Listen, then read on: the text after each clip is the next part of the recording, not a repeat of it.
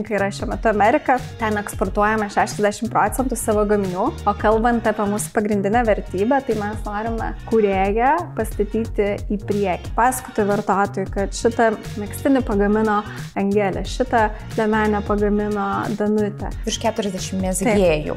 Kiek jūs vidutiniškai pagaminate mezginių per mėnesį? Tai priklauso nuo sezono, žinoma, bet rankų darbo tai būtų keli šimtai vienetų per mėnesį. Tas gaminys yra mano meilė, didžioji, tai čia yra Barbora. Megztinis Barbora, jis yra Barboros Radvilaitės interpretacija, tai toksai karališkas, karališkom pynėm. Tai ikonišką megztinį yra užsidėjusi pasaulinio lygio garsenybė. Šį produktą užsidėjo Beckhamų sūnaus žmona, Nicole Beckham, tai jinai vienoje iš fotosesijų mus fotografavo. Atrodo sunku iki tokių žmonių dasibelti. Kaip jums pavyko? Žinoma, padeda mūsų istorija, kuri visiems labai įdomi. Sveiki, mėly žiūrovai, po tokios ilgos pertraukos, net mėnesio laiko mes grįžtame į eterį jau su antru sezonu ir kažkaip labai faina rugsėjo mėnesį pradėti su tokiu šiltu ir jaukiu prekės ženklu, pas kurį mes šiandien svečiuojamės. Galbūt kažkam yra žinomas, galbūt kažkam bus visiškai naujas atradimas, tai yra lietuvių prekės ženklas The Naughty Ones. Ir šiandien mes kalbinsim vieną iš bendraįkūrėjų, kurių yra 3, Akvilę. Labas, Akvilė. Labas. Šiandien mes atvykome pas tave netuščiomis, labai gaila, kad nėra tavo kolegių, bet norisi pradėti mūsų su tavim pažinti nuo dovanų. Tai šiandien dovanas mums pristatė mūsų draugai parduotuvė Smart Value Shop. Tai yra kosmetikos parduotuvė ir tai yra klaipėdiečių brandas, kurie tau nori padovanoti labai fainą milkshake produkciją, kurią aš pati naudoju. Tai aš prisidėjau prie priemonių parinkimo, kadangi irgi esi blondinė. Tikriausiai labai daug investuoji ir laiko, ir finansų savo plaukų priežiūrai. Tai šiandien noriu tau perduoti dovanas nuo mūsų draugų ir pagerinti, palengvinti tavo plaukų rutiną. Ačiū labai, kad visi svečiai tokie būtų dovanų. Mes labai stengiamės. Iš tikrųjų, geras pokalbis prasideda nuo kažko gero ir aš pati mėgstu labai dovanoti dovanas ir visą laiką mėgstu ir jas gauti ir manau, kad nuo to prasideda kažkoks labai šiltas ryšys. Tai šiandien norim pakalbėti apie jūsų prekės ženklą, kurį galbūt ne visi pažįsta, kad ir kaip norėtųsi ar ne skleisti visiems žinią apie save, bet tikrai yra žmonių, kurie galbūt mažiau domisi lietuviškų produktų, nes mes vis dar iš tikrųjų turim tokią prastą tendenciją, tai mass marketo dominavimą rinkoje ir COVID-as iš tikrųjų labai pakeitė apskritai vartotojų įpročius ir žmonės vis labiau pradeda domėtis lietuvių kūrėjais, lietuvių prekių ženklais. Tai jūsų idėja yra visiškai unikali, kuri mane tiesiog taip pat, žinai, nuoširdžiai papirko dėl to, kad jūs turite labai kilnę, labai tokią šiltą idėją, kurią jūs nešate su savo prekės ženklu ir man labai norisi, kad tu plačiau papasakotume apie tai, galbūt kažkam informacija kartosis, bet tikrai, manau, bus daug žmonių, kurie susipažins su jumis pirmą kartą, tai gal gali tiesiog trumpai papasakoti apie ką jūs darote ir kuri yra pagrindinė jūsų vertybė, kurią jūs nešate su savo brandu. Taip, tai viskas prasidėjo iš tikrųjų pakankamai paprastai. Mes tiesiog norėjom megztinių, į kurias norėtumėm nešioti. Ir tada atsigręžiam į tokį amatą lietuvišką mezgimą, ant kurio visi iš principo užaugome. Nežinau kaip tu, bet aš kai buvau mažytė, tai buvo apmegzta nuo galvos iki kojų ir su pėdkelnėm, ir su kepurėm, ir su kuo tik tą nori. Ypač pirmaisiais pasovietmečio metais, kai nebuvo didelio pasirinkimo. Tačiau atrodo, kad tas mezgimas taip ir užsiliko tokiam kartais vadinamą močiučių lygmenį ar panašiai. Bet tai iš tikrųjų yra labai platus ir labai gražus amatas ir jisai turi daug savyje paslapties. Kaip išgauti vieną formą, kaip išgauti tam tikrą raštą ir taip toliau. Ir mes galvodami apie tas megztinius ir tą amatą nusprendėm, kad galim paimti šitą labai lietuvišką amatą ir jį apversti ir padaryti tokį, kurio nori šiuolaikinis žmogus, kurio norim mes pačias ir tuo pačiu pasidalinti apie tai su visu pasauliu. Tai Lietuvoje Lietuva nėra mūsų pagrindinė rinka, mūsų pagrindinė rinka yra šiuo metu Amerika. Ten eksportuojame 60% savo gaminių. bet pastebim, kad Lietuvos sienos vis labiau mus palaiko, vis labiau žino apie mus, vis labiau domisi. Šios studijos atverimas ar jų durų irgi mums leidžia pažinti savo Lietuvos klientą ir jį didinti. Tai tikiu, kad su jūsų pagalba dar daugiau ausų lietuviškų pasieksim. O kalbant apie mūsų pagrindinę vertybę, tai mes norime kūrėją pastatyti į priekį, kūrėją ir gamintoją, kas mados industrijoje būdavo atvirkščiai ir dažnai vyksta atvirkščiai, kad tas kūrėjas ir gamintojas lieka kažkur užnugarį, paslėptas, nematomas, nes tikriausiai yra kažkas slėpti. Tai mes norim jį grįžinti į priekį, pasakoti vartotojui, kad šitą megztinį pagamino Angelė, šitą liemenę pagamino Danutė, pasakyti, kaip jos pradėjo gaminti ir taip toliau. O tai kiek laiko jūs jau esate rinkoje? Nes aš pati asmeniškai apie jūs išgirdau ne taip senai. Apskritai, mezginių mada, man atrodo, atėjo prieš tokius gerus porą metų, kai apskritai ir mass market brandai, ir pasaulinio lygio brandai, ir mažesni, ir didesni pradėjo labiau propaguoti mezginių tendenciją. Tiek vasarą, tiek žiemą. Kiek jau jūs esate rinkoje? Pati pradžia buvo prieš kokius 9 metus. Kuomet mes galvojame idėją ir kuomet sukūrėme pirmasis gaminius. Tačiau ilgą laiką tai buvo mūsų kaip side hustle, lietuviškai tariant, toks papildomas šalia veikla. O tokiu startu laikome 2020 metus, kuomet atsidėjome tik Donatyvams, pristraukėme savo pirmą investiciją $500 000, kad plėstumėmės į kitas rinkas, turėtumėm komandą ir taip toliau. Tai galima sakyti 4 metai. Ok, apie investicijas norėsiu paklausinėti trupučiuką vėliau, nes iš tikrųjų investicijos į prekės ženklą, ypatingai į tokį vietinį lietuvišką nišinį prekės vardą yra tikrai pas mus šalyje retenybė ir manau, kad galbūt daugam iš startuolių bus įdomu išgirsti, man pačiai yra įdomu, aš kadangi irgi esu amatininkė, kad pasidalintum.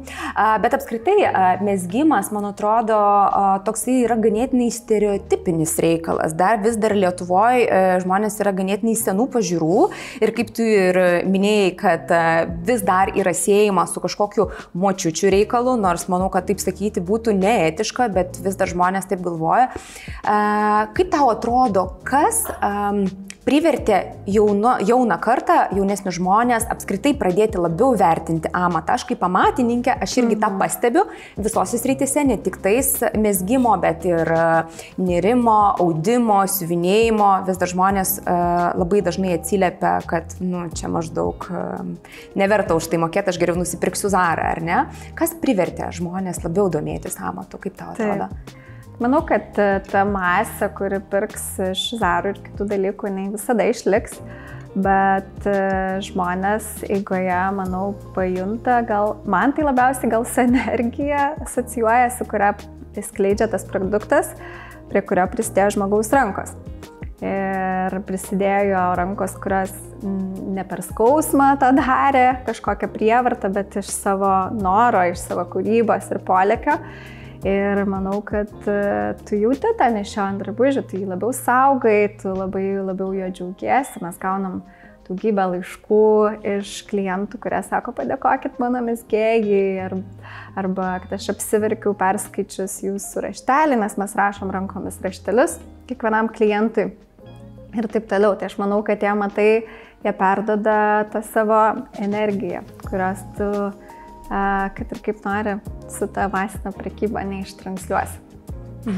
Bet kaip tu ką tik ir sakei, ar ne, kad jūs kiekvienam klientui rašote tą asmeninį raštelį. Tai jūsų gaminiai pas kiekvieną klientą po visą pasaulį keliauja su mezgėjos asmeninė istorija. Kaip apskritai kilo šita idėja, kad taip pozicionuoti savo darbuotoją, kad iškelti jį į pirmą planą, ne jūs, ne prekės ženklą, o būtent darbuotoją. Ar toks požiūris į darbuotoją ir tapo jūsų brando varomoji jėga? Iš tikrųjų, šią dieną tai yra mūsų pagrindinė istorija ir tai, kas patraukia žmonės. Kai mes pradėjome, mes neturėjome tokio būtent nuo pat pradžių tikslo, kad įgyvendinti tai, kad kūrėjas eina į priekį, bet tai gavosi natūraliai. Mes pradėjom pasakoti, kaip gaminam ir žmonės tai pradėjo labai dominti ir mezgėjas norėjo irgi pasidalinti savimi ir po truputį nukeliavom iki to taško, kad kiekvienas mūsų produktas turi vardą mezgėjos, kurį pagamino.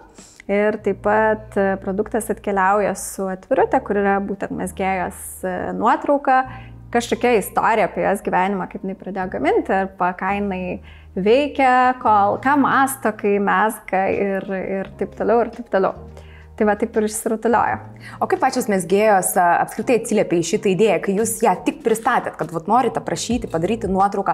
Ar nebuvo tokio iš žmonių baimės, kad mane pamatys, apie mane išgirs? Ar buvo galbūt kažkas pasipriešino šitai minčiai ar nesutiko? Tai visokių žmonių yra, kaip ir mezgimo stilių. Yra tokie, kurie nenori, kad mes juos įamžintumėm ir mes tą gerbėme, o yra, kurie nori kaip tik pasidalinti, pasidžiaugti, išgirsti iš klientų atsiliepimų. Tai labai skirtingai reaguoja. Mes šiandien svečiuose turime pasikvietę vieną ypatingą svečią, tai yra mezgėja Angelė. Labai gražus vardas, man asocijuojasi su Angelu, tai pakalbinkim šitą Angelą ir įdomu išgirsti jos istoriją. Sveiki, Angelė. Kaip prasidėjo jūsų istorija apskritai su šituo prekių ženklu, kaip jūs čia atsiradot? Net neįsivaizduoju pati. Šiaip mezgiau namuose jau ir užsiregistravau į paslaugos LT pas mus yra. Ir man merginos paskambino iš ten ir pasiūlė darbą. Taip pat ir atsirado. Jūs pati Vilnietė? Taip. O kaip jūs apskritai, kada jūs atradote mezgimą? Ar tai buvo jūsų jaunystės pomėgis? Ar apskritai, kokia yra jūsų gyvenimo profesija?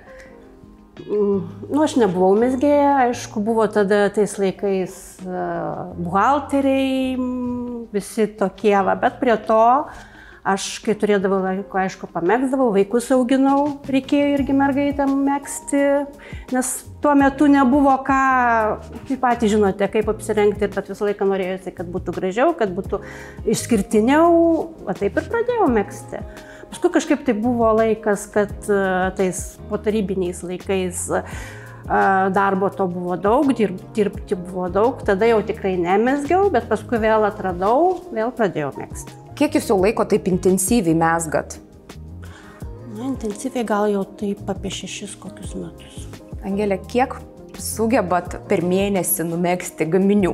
Tai paskaičiuojat ar tiesiog jūs paleidžiat? Paskaičiuojat. Nu jo, kai dirbat su tokiu prekės ženklu, manau, kad reikia skaičiuoti. Nes taip, kokius 6-7 megztinius numezgu per mėnesį. O kiek vidutiniškai, aš suprantu, kad visi megztiniai yra skirtingi, jų konstrukcijos yra skirtingos, kiek vidutiniškai užtrunkat vieną megztinį pagaminti? Šiaip 4-5 dienos, 3, žiūrint koks. Jeigu nerti suknutę, tai buvo ir 7 dienos, kad ypač pirmas megztinis yra sunku, kol įgūdžius tuos susidėlioji, viską persirašai, viską pagal save. O paskui tai greitai sėdi ir mezgi. Ar bespėjat savo ar šeimai kažką numegzti, ar jau dabar viskas?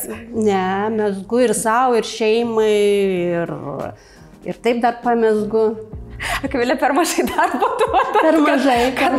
Kad dar spėja numegzti. Reikia to pakeitimo. Aš visą laiką, pavyzdžiui, turiu 2 darbus. 2 daiktus mezgu. Nes kartais mezgi ir šito brando.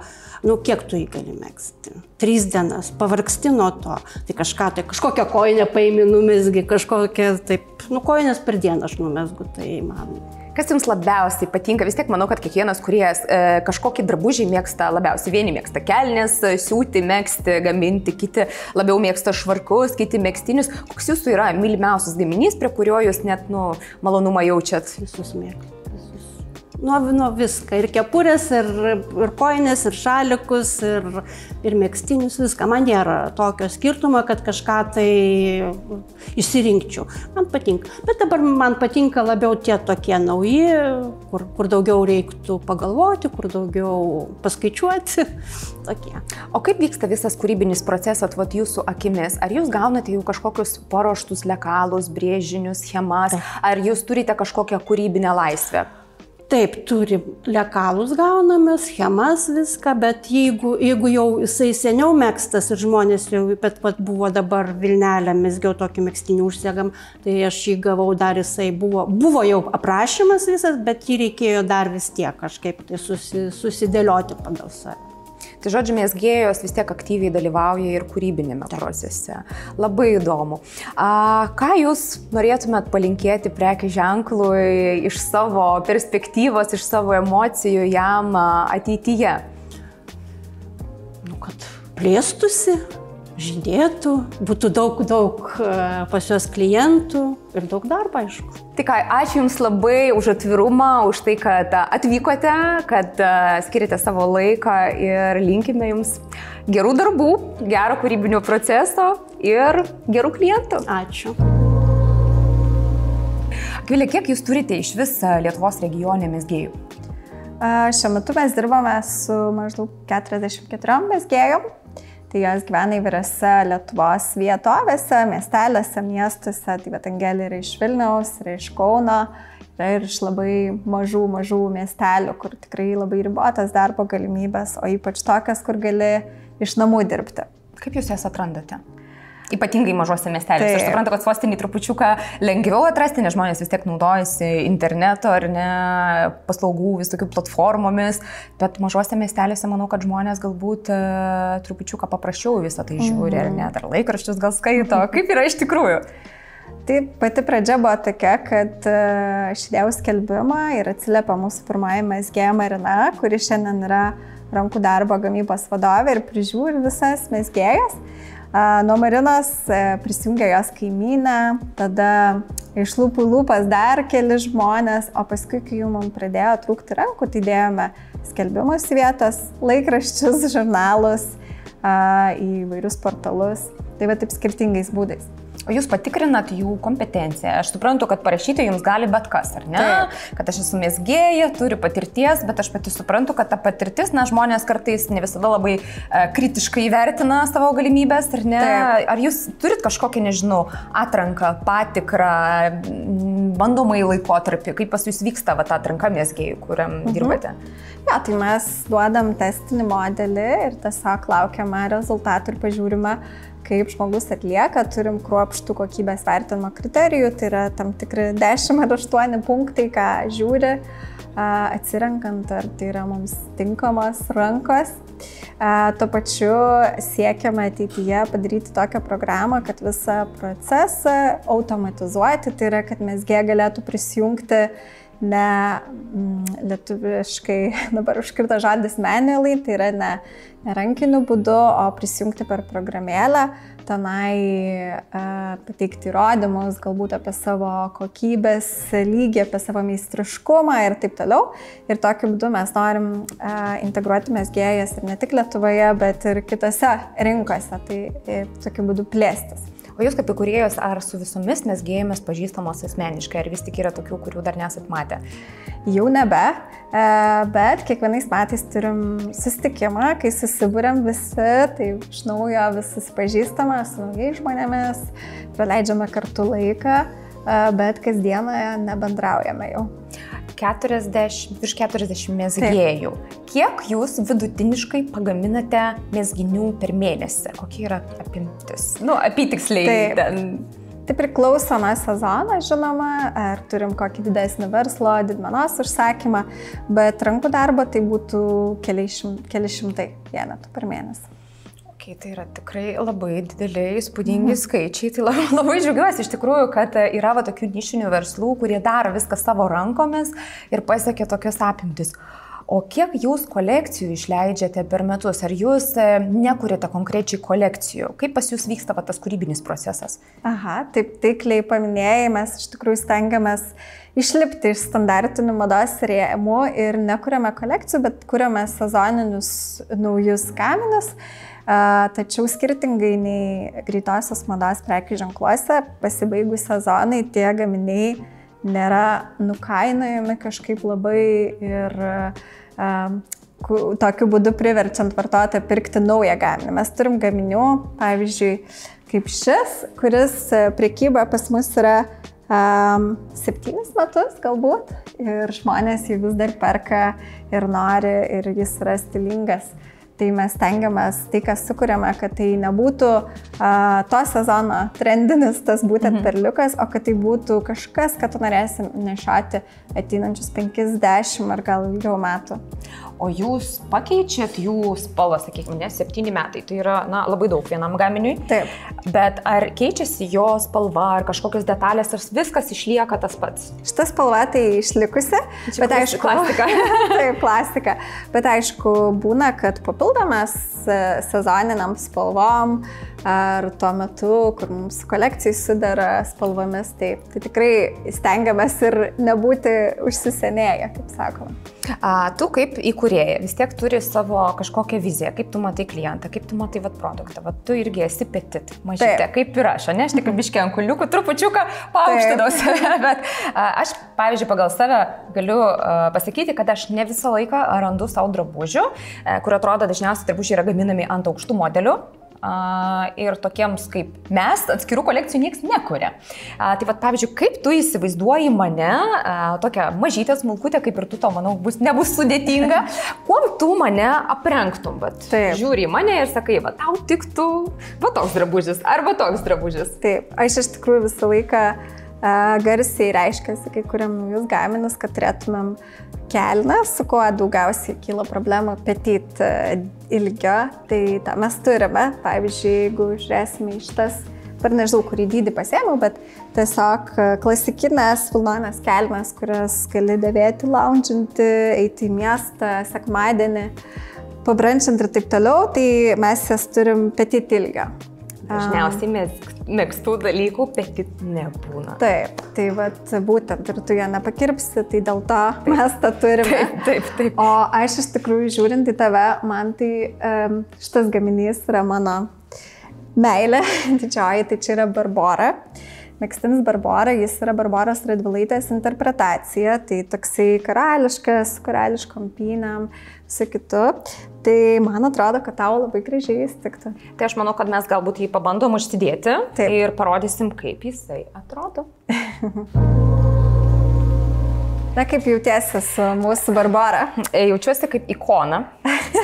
Ir ne veltui panašu, kad jaučiuosi kaip ikona, nes šitą ikonišką megztinį yra užsidėjusi pasaulinio lygio garsenybė. Ar aš klystu? Taip, mes dirbame su įvairiais blogeriais. Ir mums pavyko, kad šį produktą užsidėjo Beckhamų sūnaus žmona, Nicole Beckham, tai jinai viena iš fotosesijų nusifotografavo. Tai tikrai yra ikoninis produktas. Ok. Kažkaip visai kitas jausmas dėvėti tokį drabužį, kur tu žinai, kad įvertino labai žinomas žmogus, nes jie yra paprastai labai išrankus. Taip. Ir apskritai, man atrodo, sunku iki tokių žmonių dasibelsti. Kaip jums pavyko? Na, tai ne vienos dienos darbas, bandėm daug, rašėm daug įvairių influencerių, nuomonių formuotojų, bandėm užmegzti kontaktus su stilistais, tai po truputį, susipažįsti su vienu, su kitu ir, žinoma, padeda mūsų istorija, kuri visiems labai įdomi.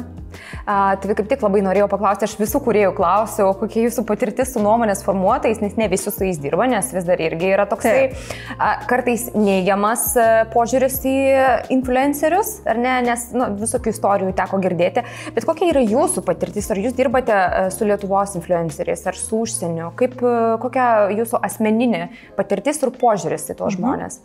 Mes nuomonės formuotojus laikome savo bendruomenės dalimi ir dirbame pastoviai ir su Lietuvos, ir su užsienio. Tai per kiekvieną mėnesį išsiunčiam ne vieną ir ne 10 produktų. Ir tai mums labai padeda ne tik garsinti savo prekės ženklą, bet ir taip pat parodyti, kaip jį galima skirtingai apsirengti, kaip jisai atrodo Australijos klimate ir taip toliau. Tai mes vertinam tai labai, labai kaip reikalingą dalyką apskritai skleisti apie save žinutę.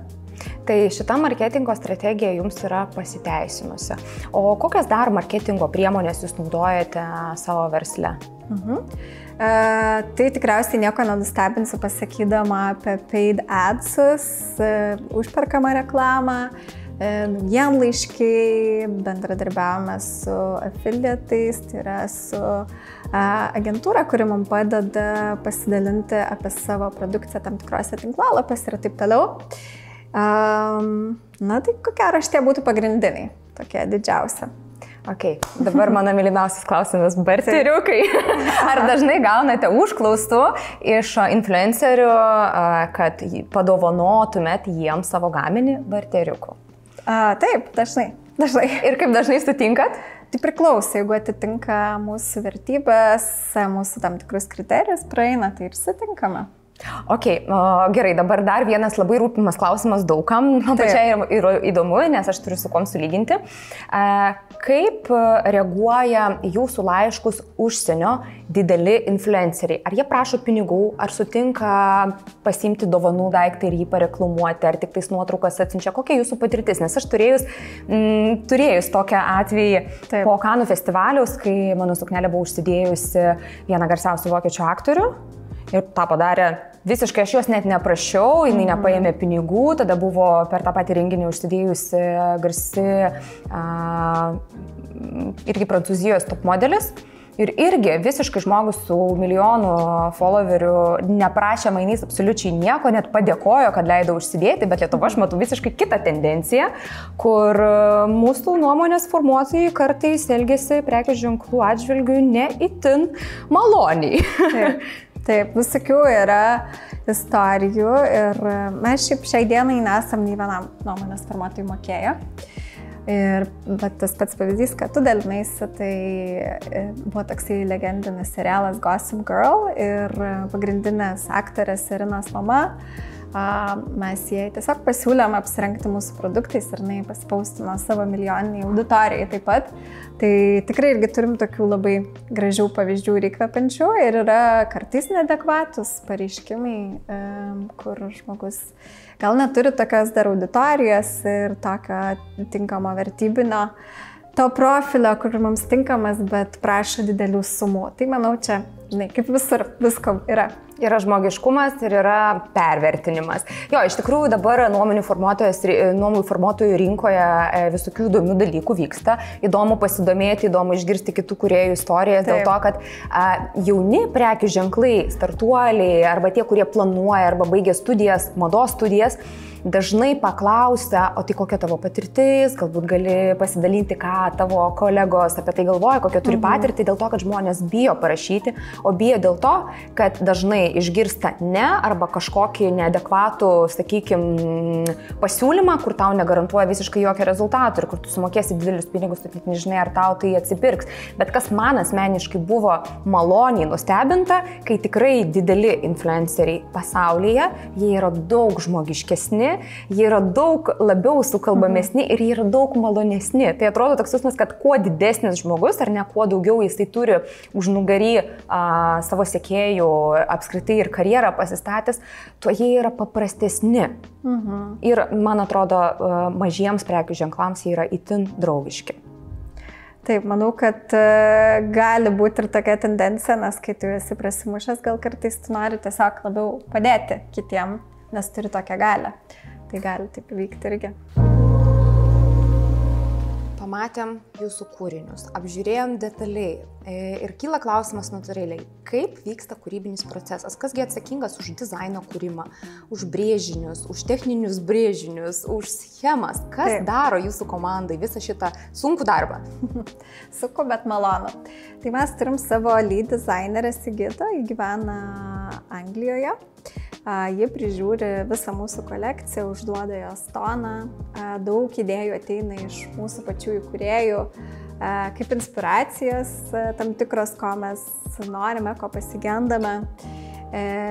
O tada Sigita jau sukuria visą konceptą tų naujų gaminių, kuriuos kursime.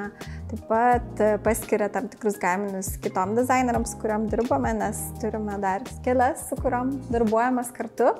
Na ir tada po truputį gimsta jau tie gaminiai, sukuriami pirmi pavyzdžiai, kartu apžiūrime, kur norim pakoreguoti, kur norim kokias detalės įdėti, kokios sagos, koks siūlas ir taip toliau. Tai nors turime dizainerį, bet manau, kad visai daug komandas įsitraukia prie to produkto gimimo. O kas patvirtina tos dizainus? Ar tai jūsų yra bendrai kūrėjų bendras darbas kartu patvirtinti arba kažkaip, sakykime, galbūt šito gaminio nepriimti į gamybą, kaip viskas vyksta ir kiek procentų gaminių visgi praeina tą patikrą ir sako, valio važiuojam, patinka, gražu, nešiosim, gaminsim.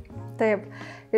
Anksčiau būdavo taip, kad visas turėdavom patvirtinti demokratiją, bet dabar jau supratom, kad per daug virėjų vienoje virtuvėje, tai mūsų būtent lead designerė pagrindinė duoda tą lemiamą žodį, bet mes kaip įkūrėjas turim beta teisę, jeigu kažkas jau labai nelimpa. Bet iš tikrųjų dizainerė, vis dėlto kiekvienas turi daryti savo darbą. Bet būna taip, kad visiškai, pavyzdžiui, jūsų kaip bendrai kūrėjai, nežinau, netitinka, nepatinka, nenorim šito gaminio, nebus jo, ar ne? Būna tokių gaminių, kur nepraeina jūsų kontrolę. Būna gaminių, kur aš gal, pavyzdžiui, aš galiu už save kalbėti, mažiau tikiu, bet to pačiu supranti, ypač dirbant su klientais, jie ateina į mūsų studiją, kokie skirtingi yra poreikiai ir skirtingi žmonių matymai ir skirtingi kūno sudėjimai. Vieniem gal gražiau tas, bet jiem labiau tinka prie jų kūno. Tai būna tokie kompromisiniai variantai. Bet jeigu nelabai būna, kad nelimpa visiškai, tuomet tiesiog neprasideda kūryba tokių gaminių. Jūs esat jau žinomas prekės ženklas užsienio rinkoje, bet manau, kiekvienam kūrėjui, ypatingai mažam ir tokioje mažoje rinkoje kaip Lietuva, natūraliai kyla poreikis, noras, svajonė, gal netgi dažniausiai, kurios taip nedrįsta įgyvendinti, išeiti į užsienio rinką. Apskritai, su kokiais jūs iššūkiais susidūrėte žengiant į užsienio rinką? Kas buvo galbūt sunkiausia? Kur turėjote kažkokių klaidų, su kuriam susidūrėte ir galėtum, pavyzdžiui, pasakyti jauniem kūrėjam, kad nekartokite mūsų klaidų, kol turite galimybę mokinkitės iš kitų, kas buvo tokie esminiai dalykai, kuriuos galėtum ir nepažįstumėt kažkokį konfidencialumą ir ką galėtum mums atskleisti? Šiaip tiesa slypi detalėse ir jeigu taip jau konkrečiai kalbėti, tai tikrai reiktų žiūrėti kiekvieną atvejį ir žiūrėti, vertinti tas detalės. Tai tas abstraktus pasidalinimas, jis ir liks toks labai abstraktus, bet jeigu vis tiek kažką sudėlioti, tai siuntimo kaštai, kaip toksai didelis barjeras, skirtingos galbūt kultūros, skirtingi vartotojai užsienio rinkose poreikiai ir vizijos. Taip pat išaugusi konkurencija perkamoje reklamai, tai kai tu reklamas dedi Amerikos rinkoje ir Lietuvoje, tai žinoma, konkuruoja jau visiškai kitame lygmenyje, tai tą labai svarbu įsivertinti. Tai gal tokie būtų pagrindiniai, bet sakau, jeigu taip lysti detalės, tai jų yra galybė ir manau, kad kiekvienam svarbu žiūrėti tas detalės prekės ženklų, jeigu nori savo atveju pritaikyti. Kai jūs nusprendėte keliauti į užsienio rinką, kaip jūs apskritai pasirinkote tą pirmą šalį, į kurią jūs bandote įsilieti? Manau, kad tai buvo daugiau natūraliai. Mūsų viena iš bendraįkūrėjų, Danutė, gyvena New York'e, tai jinai labiau suprato tą rinką, galbūt žinojo daugiau kontaktų, nuomonės formuotojų tenai esančių. Tai po truputį tie gaminiai vis ten atsirasdavo ir taip sutapo, kad mūsų gaminys, jo vertybės labai imponuoja Amerikos klientui, atitinka jų perkamąją galią, jiems svarbu tvarūs gaminiai, tai tiesiog gavosi geras angliškai matchas, lietuviškai geras susiliejimas. O ar Amerikoje yra fizinių taškų, kur galima ateiti ir įsigyti jūsų gaminių? Nes, kaip žinia, ir daug lietuvių gyvena Amerikoje. Vien Čikagoje, man atrodo, 40 000 lietuvių gyvena. Tai galbūt kažkam bus irgi naujiena, kur galima lietuviškų gaminių nusipirkti. Taip, mes dirbam su didmena Amerikoje, bet daugiausiai tai yra internetu prekiaujantis didžiuliai marketplace, kaip Revolvas, Free People ir taip pat dirbame su mažais butikais New York'e ir Kalifornijos valstijose, bet tai būtų jau labai minimalus ir jų selekcija jau būna, ką jie atsirenka patys. Kaip jūs save kaip prekės ženklą matot po 5 metų? Koks yra jūsų augimo tikslas? Ką jūs savo išsikeliat kaip ilgalaikius tikslus? Taip, tai šiuo metu mes dirbame ties rankų darbo gamybos automatizavimu. Tai norime, kaip minėjau, prijungti daugiau mezgėjų, ne tik Lietuvoje, bet ir Amerikos rinkoje. Tai mūsų vizija yra, kad iškelimas to gamintojų į priekį atsidurtų ne tik Lietuvoje, dirbant su mezgėjom, bet ir visose rinkose, kad amatininkai, kūrėjai galėtų stoti prieki ir kurti ir rodyti, ką jie gamina. Tai jūsų tikslas, žodžiu, yra prisitraukti ne tik Lietuvoje mezgėjų artistai, kaip suprantu. Tai nuo kurios rinkos pradėsite, ar ieškosite Amerikoje, ar galbūt kokiose skandinavų šalyse? Man atrodo, skandinavai irgi labai mezginius vertina ir man atrodo, tenais yra daug mezgėjų. Taip, iš tikrųjų nemažai, bet mūsų dabar akyse tai yra antras investicijų raundas ir būtent kuriam tą įrankį, kuris leistų atkartoti modelį, kurį čia sukūrėm Amerikoje, mūsų pagrindinėje rinkoje, kur irgi labai daug mezgėjų yra. Ar galiu trumpai paklausti apie investicijas? Aišku, irgi ką gali atskleisti, galbūt tikrai ne viską galite atskleisti, nes tikrai irgi yra labai dažnas klausimas, kur jaunam kūrėjui, startuoliui, būtent kūrybiniam verslui, amatui, ieškoti investicijų pritraukimo savo plėtrai. Apskritai, gal gali pasidalinti kažkokiais tipsais, kurie buvo svarbus pateikti paraišką investicijai ir kas būtent nulėmė tai, kad jūs ją gavote, nes vis tiek tų startuolių, prekės ženklų ir tikrai talentingų dizainerių Lietuvoje yra gausu, bet galbūt jie tiesiog nežino, kaip jiems užaugti ir labai dažnas kūrėjas, jaunas kūrėjas, jisai nuleidžia rankas, nes nėra pinigų, yra, atrodo, ir tas talentas, ir yra ambicija, bet nėra pinigų. Ir tam jaunam kūrėjui būna labai sudėtinga. Taip. Tai pirmiausia, reikia atsakyti klausimą, kam man tų pinigų reikia, labai aiškiai ir ką su jais veiksiu. Nes pinigų rinkoje yra daug, bet tu turi žinoti, ką tu su jais nori nuveikti. Ar tu tiesiog nori pasigaminti porą produktų, ar tie pinigai, pritrauktas investicijas leis padidinti, paauginti tavo verslą. Tai pirmiausia, reikia tuos taškus atsakyti ir stėlioti verslo planą, gražą ir taip toliau ir taip toliau. O kur jų gauti, tai yra daug skirtingų priemonių. Yra fondai Lietuvoje veikiantis, rizikos kapitalo, yra Invegos įsteigtas fondas, koinvesticinis fondas, kuris ir mus yra investavęs, yra privatus angelai, jų organizacijos, yra tiesiog žmonės, kurie yra užsidirbę pinigų ir ieško visą laiką, kaip prisidėti, gražinti, paauginti bendruomenę ir taip toliau. Tai čia apie Lietuvą kalbant, užsienį vėlgi tas pats ir taip toliau. Tai tiesiog reikia žinoti, kur nori nueiti ir daug kalbinti tų potencialių investuotojų ir prisiminti, kad yra ta imtis. Tai jeigu tu išsiųsi 5 laiškus, tikriausiai negausi to teigiamą atsakymą, bet jeigu išsiųsi 500, tai kažkas gal užkips. Tai žodžiu, atkaklumas, ar ne, yra daky. Akvilė, ką galėtum pabaigai palinkėti jauniem kūrėjam, dizaineriam, būsimiem, galbūt tiem, kurie tik tais baiginėja studijas, ar galbūt stoja į mados dizaino studijas arba į verslą ir nori pasinerti stačia galva į kūrybinį verslą, koks būtų tavo asmeninis palinkėjimas, galbūt padrąsinimas, paskatinimas auginti amatą ir verslą Lietuvoje? Man visada labai sunku taip linkėti, nes nežinai konkrečiai kam ir tada gaunasi taip vėlgi labai abstrakčiai, o aš labai mėgstu pagal žmogų pamatyti jį, pajausti ir tada jau pasižiūrėti, kuo aš galiu galbūt pasidalinti. Gal stebint savo pačios kelią, tai labai daug ko nežinojau, ką reiškia investicijos ir kokios to pasiekmes, kad tai nėra vien tik tais pliusas, tu paskui įsijungia žmonės į tavo komandą, kurie gali tau padėti, o gali savo nuomonę piršti, visokių yra dalykų. Tai nežinojau, ką reiškia bendrai mados verslas ir taip toliau, tai gal kas man atrodo yra labai gerai, tai tiesiog bandyti kalbėti su tais, kurie praėjo tą kelią ir klausti ir semtis tų žinių, kas galėtų kažkiek padėti labiau nupiešti tas spalvas, nes kai sukuri idėją, atrodo viskas vaivorykštas ir viskas tik šviečiasi, tai gal taip. O pati sakei, kad irgi gauni laiškų iš kūrėjų, ar tu, kaip sakyt, gerai, gal čia labai tiesmukai, ar tu skiri laiko tiem žmonėm, ar turi kažkokią galbūt mentorystės programą, kur dalyvauji, ar tu tiesiog iš kažkokio asmeninio polėkio padėti žmonėm, skiri jiems laiką? Aš skiriu, nedaug, bet kai pajaučiu, tai tada susitinku su žmogum ir skiriu, taip. dėmesio. Labai pagirtina, labai džiugu.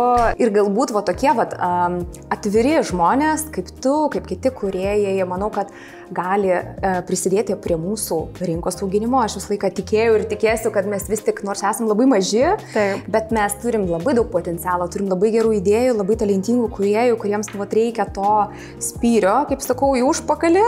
Galbūt jie patys savo negali to leisti, arba galbūt bijo, tai labai reikia paskatinti, reikia padėti, nes tai yra mūsų būsima karta ir mūsų ekonomikos augimas. Taip, žinoma. Tai ačiū tau labai už pasidalinimus, ačiū už atvirumą ir ačiū tavo mezgėjai, kuri atvyko, papasakojo, pasidalino.